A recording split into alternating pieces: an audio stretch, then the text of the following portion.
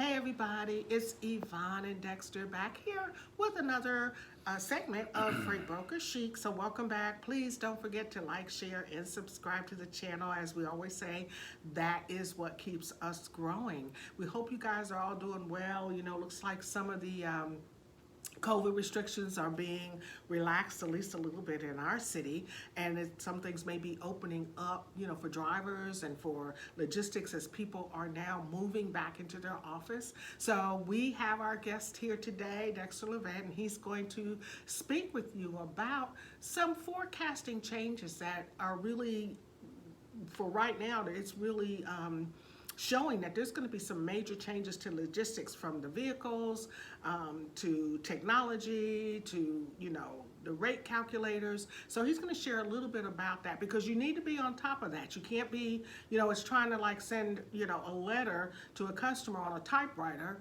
where now everybody is using email. So you got to keep up with today's technology. So we're just going to let him jump right into it and take it away. Well, hello everybody. Thank you for being here again with us. Today I just wanted to talk about some of the things with the industry and the things that are actually changing with the industry. Needless to say that there's always innovations being made in any industry, and trucking is no exception to that. Not that long ago in 2019, the ELDs were actually implemented, the electronic logging devices, where a driver's driving time is locked in to a machine, and it basically logs the time that the engine is running, how fast it's going, and able to report to DOT officials, or even if they get stopped, if a truck driver gets stopped, they could look at this ELD and be able to tell everything that the actual driver had been doing. It used to be, we used to run log books in the past, but those are things of the past. Some of the things that are coming up: self-driving trucks. That is a thing. That's a big one. That's a thing. That is a thing that's on the horizon. Electrification of trucks is another thing that's on the horizon. There's talk about trucks being ran off of hydrogen cells, hydrogen fuel cells. And I'm saying all this to say that the technology is not in place now, but sooner or later, when they've got self-driving trucks and things of that nature, it's going to change and really, really impact the actual trucking world. Because, you know, just like when you go to the grocery store and you go through that electric checkout line, well, you know, first it was 1, and then there was 2, then there was 4, and then there was 8. Then all of a sudden you notice the whole store is nothing but electronic checkout, and there's no more human cashiers out. The same thing is going to happen with truck driving over the years, and it's a very sad thing.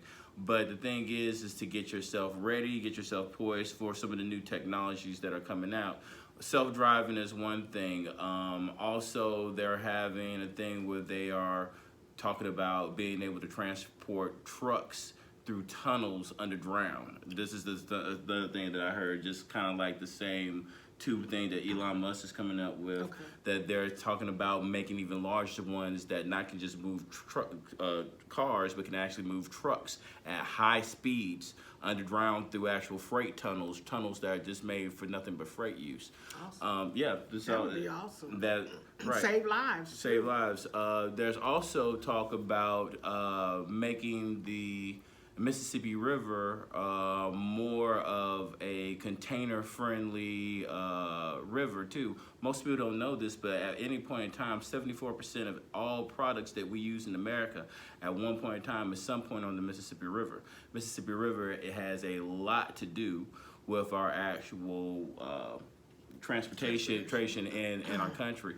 They're looking to use more waterways in the next couple of years to alleviate some of the stresses that are being put on our bridges and our roads from years and years of heavy trucks going through our infrastructure. Our infrastructure is another thing that is all Needs work. needs work, exactly. That's putting it mildly. All these now. How does that affect you and the driver and things of that nature? Some of these things will be slow to change. Some of them will come in rules and regulations. Some of them will come in construction. Some of them will come in new types of technologies that us as brokers and truck drivers and dispatchers, just like the ELD, will have to get used to. They are all on the horizon. They are all on the horizon. Even with brokering right now, how they are talking about this queue system that I heard that actually finds carriers for you even faster and stuff like that. To actually, well, I'm for anything that makes this job easier. I mean, people want to fight technology. Now, I mean, we all, you know, struggle with change. I've been doing it this way for 20 years, and I know it. And why should I change? But I have found in my work experience that the staff will balk and why we got to do this, but then once you do it and you adjust, you're like, man, this is making my job so much easier, and I can do so much more. And I go back to the typewriter. I mean, I started my beginning career on a typewriter. Many of us did. I can't even imagine trying to do what I do today on a typewriter. Right. I mean, it's just impossible. I mean, you can hit a button and reach however many hundreds of thousands of people with one push of a button in an email. Well, just think about the email. You used to have to go and actually write a letter, mail it. Carbon copy. Carbon copy. That was everything messy. Now everything is just electronic. Everything's all electronic. So it can be a little scary. I've seen in some of the groups, people are like, no, we don't want to do this, and is it going to put us out of work? But it really is, for you, I would just suggest for us to, like Dexter is saying, be aware, number one, of what the changes are, and then position yourself to be a part of the change. I think that would benefit us all, as well as your customer, because the customer needs is not going to change just because technology changes on the way we move product. Right, they're still going to need somebody to move their freight and take care of it, and still get it from point A to point B. And you know, even yourself, when you call, you know, just say it's all electronic, but at some point, like I called a company the other day, and that little automated thing was like, well, I'm not, can you repeat? And I'm like, no. Did you say? And I'm like, no, I didn't say that. And so finally I just said, representative. You know, in my frustration, I'm like, did I hear you say representative? Yes, you did. You know, please hold. We're transferring you. So we're still needed. We're all still gonna have a place. Well, they're talking about rolling out new different types of software where, like, if you post a load out as a broker and things of that nature, instead of actually always getting a sales call from an actual dispatcher, actually that the person can just see your load and actually book it online and tell you, you know, it's going to be more of an less interaction and but and speeding faster, it up. but speeding it up, exactly. Great. So, and we can all use that, you know. Right. Because how many times do we call the dispatcher to say, hey, did you get my rate con? Right. Did you get my rate con? No, I didn't get it. I'm looking, you know, and we're going back and forth on the phone, whereas everything being electronic, it's going to be more and more streamlined. Exactly.